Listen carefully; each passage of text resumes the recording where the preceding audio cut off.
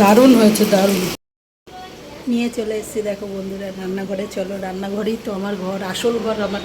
সবচেয়ে রান্নাঘরটাই আমার আসল ঘর, আর কোনো ঘর নেই। আর রান্নাঘর থেকেই পুরো ভিডিওটা করি। হয়তো সবাই বোর হয়ে যাবে, কিন্তু মেয়েদের জিনিস, মেন হচ্ছে রান্নাঘর। তাই রান্নাঘরে নিয়ে চলে এসেছি। কী কী আজকে বাজার এসছে সেটাকে একটু বলে দিই। কী কী বাজার এসে গেছে। বাজার চলে এসছে চিকেন, লোটে মাছ। কে কে খাও লোটে মাছ আমি জানি না, বাট আমি পছন্দ করি না, আমার ভালো লাগে না লোটে মাছ। কিন্তু আমার বাড়ির লোককে দারুণ দারুণ দুটো রেসিপি করব। এটাই হচ্ছে আজকের মেনু। আজকে বানাবো দুটো রেসিপি, যেটা হচ্ছে একটা হচ্ছে চিকেন চাপ আর একটা হচ্ছে মিক্সড ফ্রাইড রাইস। তো এইটা প্রথমে টক দইটা নিয়ে নিয়েছি, আর আদা রসুন বাটা নিয়ে নিয়েছি, আর এখানে আছে 1.5 কেজি চিকেন, আর নিয়ে নিয়েছি 2 চামচ লঙ্কার গুঁড়ো, 1 চামচ জিরের গুঁড়ো,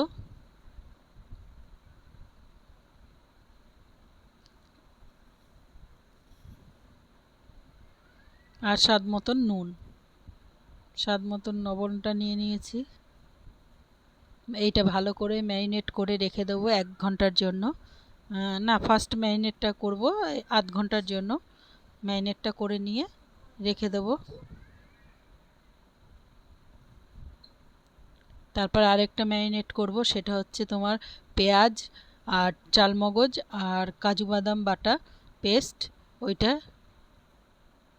ওইটা আরেকটা ম্যারিনেট করব।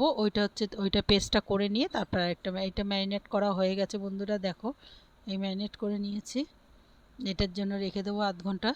এবার নিয়ে নিয়েছি পেঁয়াজ, চালমগজ আর কাজু বাদাম, 8-10টা কাজু বাদাম। এটা পেস্ট করে নেব। এই পেস্ট করা হয়ে গেছে বন্ধুরা। এই পেস্টটা দিয়ে দিলাম, মিশ্রণটা দিয়ে দিলাম। এবারে এটাকে পুরো ভালো করে মাখিয়ে নেব। পুরো ভালো করে মাখিয়ে ম্যারিনেট করে রেখে দেবো আরও আধ ঘন্টার জন্য। তারপরে চিকেনের চাপটা করব। আমার পুরো ভালোভাবে মাখানো হয়ে গেছে বন্ধুরা। এবার আধ ঘন্টার জন্য আমি ম্যারিনেট করে রেখে দিলাম। এবার চালটাও ভিজিয়ে নিয়েছি ফ্রায়েড রাইসের জন্য, আর এদিকে জলও বসিয়ে দিয়েছি হাঁড়িতে। গরম জল গরম প্রায় হয়ে এসছে। এদিকে ভেজিটেবলগুলো ভেজে নেব। গাজর আর বিনস এটা ভেজে নেব। গাজর আর বিনসটা একসাথেই আমি রেখে দিয়েছি, ওটা একসাথেই ভেজে নেব। তেলটা গরম হয়ে গেছে বন্ধুরা, দিয়ে দিলাম ভেজিটেবলগুলো ভাজা হয়ে যাবে। দিয়ে দিলাম ভেজিটেবলগুলো প্রায় কিছুটা ভাজা হয়ে গেছে, এখনও হয়নি।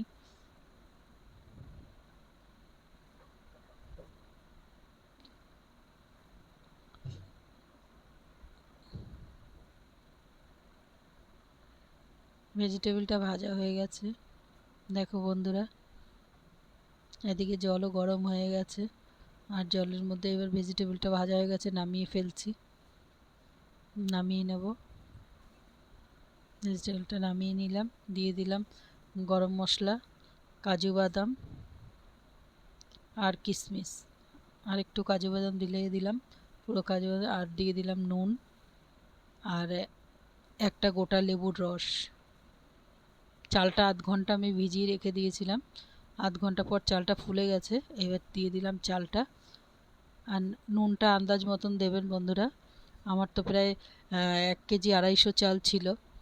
এবার এদিকে চিংড়ি মাছটা ভেজে নেব। এটা চিংড়ি মাছটার মধ্যে একটু নুন আর একটু লেবুর রস মাখিয়ে রেখে দিয়েছিলাম। আর চিংড়ি মাছটা খুব বেশি ভাজবো না, সামান্য ভেজে নেব, কেননা চিংড়ি মাছ বেশি ভাজলে শক্ত হয়ে যায়। তাই হালকা ভেজে নিয়ে চিংড়ি মাছটা তুলে নেব। চিংড়ি মাছটা ভাজা হয়ে গেছে, তুলে নিচ্ছি বন্ধুরা। এবার ডিমের 4খানা ডিম ফাটিয়ে এই মিশ্রণটা সেই তেলের মধ্যে ঢেলে দিলাম। এবার ডিমটাকে পুরো ভুজিয়ার মতন ভেজে নেব। ডিম যেরকম ভাজে ভুজিয়া, সেরকম পুরো ডিমটাকে ভেজে নেব। দেখো বন্ধুরা, ডিমটা পুরো ভাজা হয়ে গেছে, আর একটু সামান্য ভাজা হলেই হয়ে যাবে। এদিকে ভাতটাও প্রায় অর্ধেক হয়ে এসছে, ভাতটাও প্রায় হয়ে এসছে।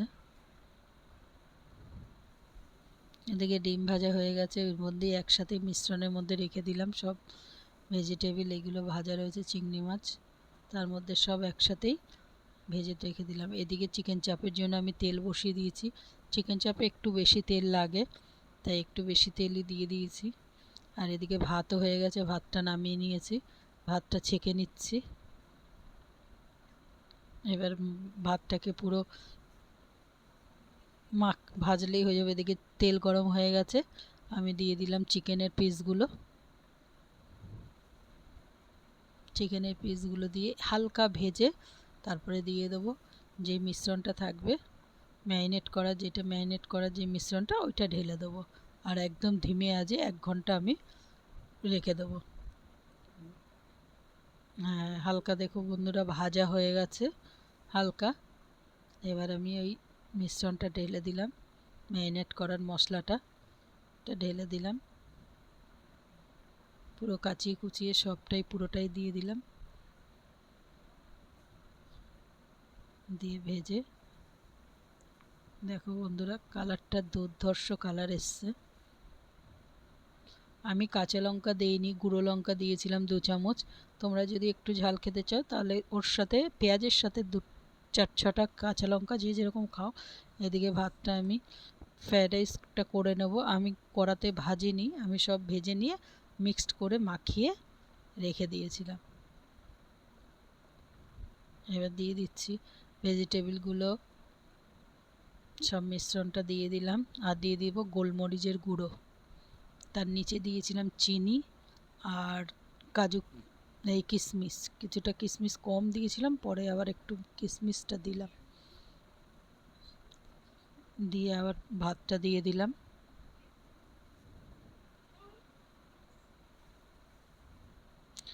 এইভাবে আমি 2-3টে লেয়ার করে নেব। আর দিয়ে দিলাম এই দেখো চিকেনটাকে, চাপটার মধ্যে আমি একটু গরম মশলা গুঁড়ো দিয়ে দিলাম, গরম মশলার গুঁড়ো দিয়ে দিয়ে দেখো কতটা জল বেরিয়েছে বন্ধুরা, সবই পেঁয়াজের আর ইসের জল, পেঁয়াজ আর দইয়ের জল, প্রচুর পরিমাণে জল বেরিয়েছে। আমি দিয়ে দিলাম গরম মশলা, দিয়ে আবার কিছুক্ষণ ঢেকে রেখে দেবো।